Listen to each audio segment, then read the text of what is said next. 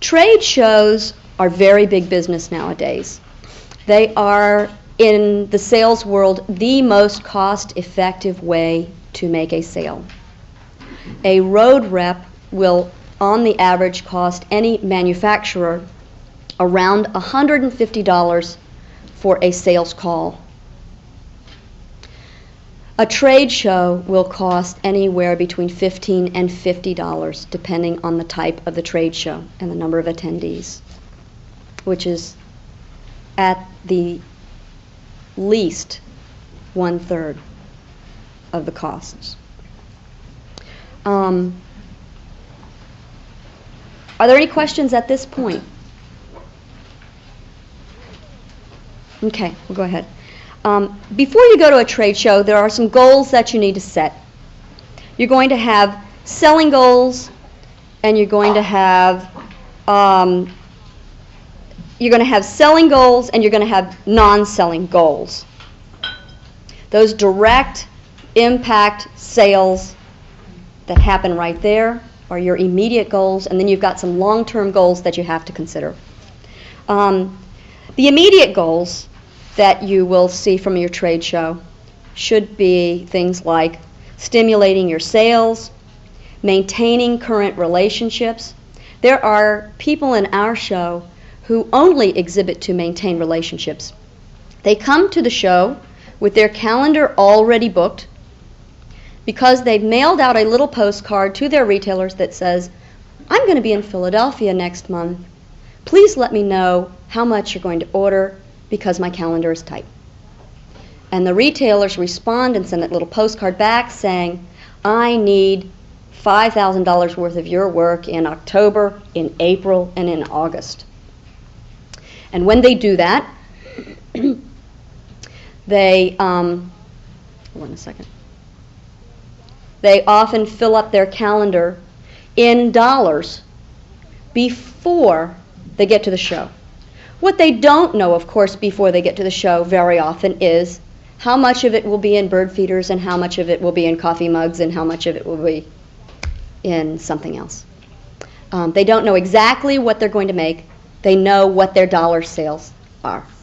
So what they're doing at the show is maintaining a relationship, actually taking the orders in. Sometimes the retailers will even write up those orders before they get to the show and do what we call drop paper. They're going to go by the booth. The order's already written and in their bag. They pull out the order, take a look at what's new, add 6 new pieces to the order, and then hand the order in. So most of the order was written back at the store because the retailer was familiar enough with the line of work. You want to disperse new information. It is very important to have around 30% new work every year, and you want to talk about that work and you want to introduce that work properly with plenty of good information. You want to remedy any service problems and patch up any relationships that may have gone astray. That is a very important part of doing a trade show. And you want to schedule special appearances at galleries and shops any way you can. You want to clarify relationships with exclusivity policies, terms.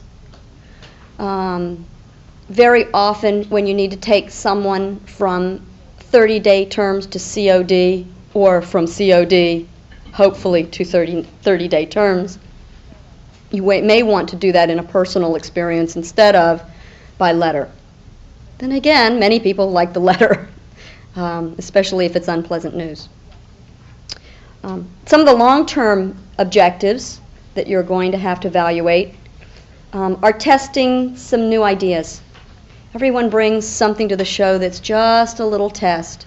Sometimes it's not even displayed. It's brought out to very special customers, and you ask their opinion and get some feedback on what you need to do, what the price point you think might be for an introduction later on in the year. You want to make contacts for future sales. I don't know how many people have come to our show for the first time to exhibit, and they hand out brochures all day long and never got a business card for them. Or just kind of put the brochures neatly on the front pedestal and then sit in the back and read a novel. That's not the way to do business. But in the old days, when we were less experienced, that often happened. Nowadays, you find people keeping their brochures to themselves, leaving their brochures in the studio, not bringing a brochure. Dispense information of a different kind. Maybe don't dispense your brochure. Ask for a business card and say, we will send you our brochure. One of the reasons why you will do this is because you have an opportunity right then and there to get an order. When you are in a show with 1,250 artists and there are 30 hours of show time only, you will find that the average retailer is going to see your booth maybe 3 times, and it's going to be for mere seconds or only a minute at each time. You will have that much exposure time. So when you do have someone come in with interest, you really want to encourage them to spend a little bit more time. Get a business card, tell them you will mail them the brochure, ask many questions about their business. Find out whether you think they're the kind of shop for you. This is called qualifying a buyer, and it is very important. If you are selling jewelry, you want to know if you are talking to a flower shop buyer. If you are talking to Neiman Marcus, you want to know it. And Nordstrom's and Neiman Marcus are not, the buyers often do not wear their badges because they don't want to be hounded. But if they walk into your booth and they express an interest, they will introduce themselves if you ask where they're from. Very often, trade shows will provide you with a buyer badge that will give you some coding or some information in an undisclosed manner so that you know when you greet the buyer what kind of buyer that is. Our show tells you whether it is a florist, whether it is an interior designer, or whether it is a gallery or craft shop buyer. Our badge also now, as of this year, tells you how many shows they've been to. We have a little star on the badge for every show that they've attended. So some of them kind of run in 2 rows off the edge of the badge. And then you know that's a buyer that's been with us a long time, has a long history of doing shows. Okay? You know they're not new buyers.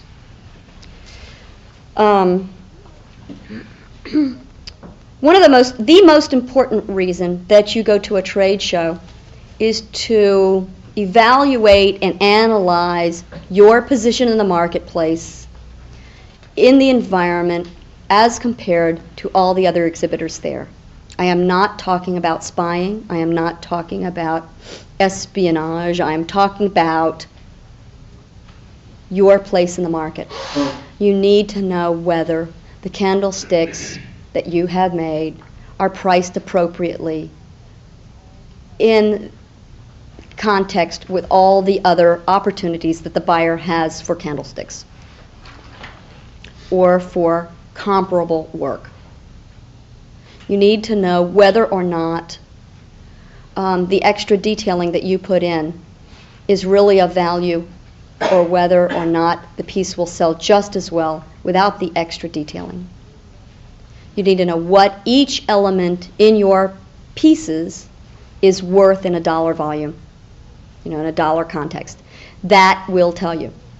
Visiting a trade show and really taking a very hard look at everyone else's work will tell you what color trends are in, what price points you need to be at, what price ranges are going to sell best, what new ideas are coming out, so that you can find your own work.